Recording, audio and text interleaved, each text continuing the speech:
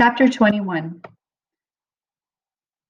You trying to get all your volunteer time done this summer? Koval asked as he eased the truck to a stop in front of the rehab. This is your 5th time this week. Reef pulled up on the handle and swung the door open. That a problem? He asked as he got out. His face had that hard-edged look, like the rim of a mirror, one you'd only hang on the back of a door. That's not what I meant, Colville said. The door thunked shut. I can take the bus. It was a joke, Reef. Yeah, whatever. Reef heard Colville begin to say something else, but he kept walking, triggered the automatic sliding doors, and went inside. You're cheating, Lisa shouted, reaching across the table and checking the pile of discards. Brett was laughing so hard she was holding her sides, but looking at Reef's expression of wide-eyed innocence only made things worse. Busted, buddy, she managed to gasp. Look, I can't help it if you two play poker like old ladies. Reef reached out and pulled the tangle of toothpicks toward him, adding them to the already considerable pile on his side of the table. A full house beats 2 pair every time. He hadn't been cheating, which was a first for Reef, since he was so good at it. Had, in fact, cheated in nearly every game he'd played with Bigger and Jink, often just using the simple double-up, sandwiching extra cards into his hand. It took nimble fingers to do it, and more than a little nerve when you were playing with Jink. Reef liked to win. But he hadn't been cheating here, hadn't in fact even thought to. For the first time in a very long while, since he'd played cards with his grandmother, Reef found himself just enjoying the game. Winning wasn't the thing that kept him sitting at the table, nor were his assigned hours bringing him back to the rehab day after day. It was being with Lisa. There was something about her that he couldn't get enough of. There wasn't a moment when he didn't find her on his mind. Couldn't do anything without wondering what she'd think about it. Like the greenhouse.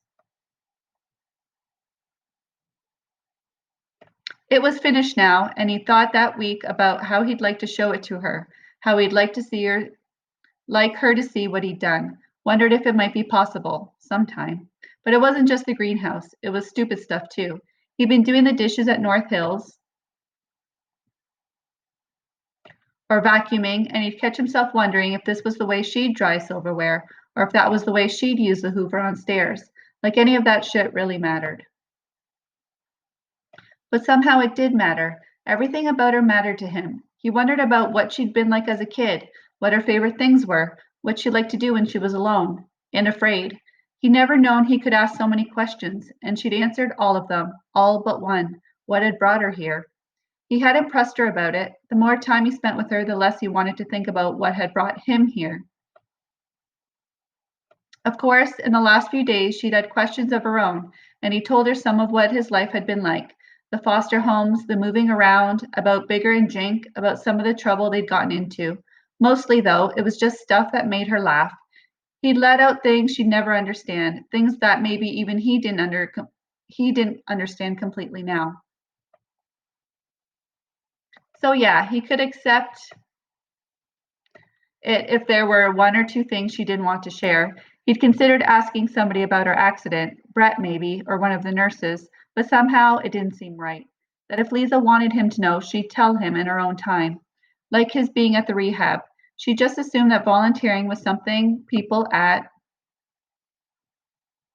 North Hills did, and he hadn't told her any different.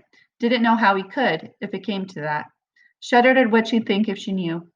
Because she did something to him, made him want to be better somehow, made him think, maybe, that he was better, better than he'd been anyway. He tried to tell Owen about her a couple nights ago, tried to tell him who she was, what she was like, but Owen had looked at him like he'd suddenly grown an extra head, and he'd felt like a moron even bringing it up. Changed the subject, because he really didn't understand it himself, had never felt like this before.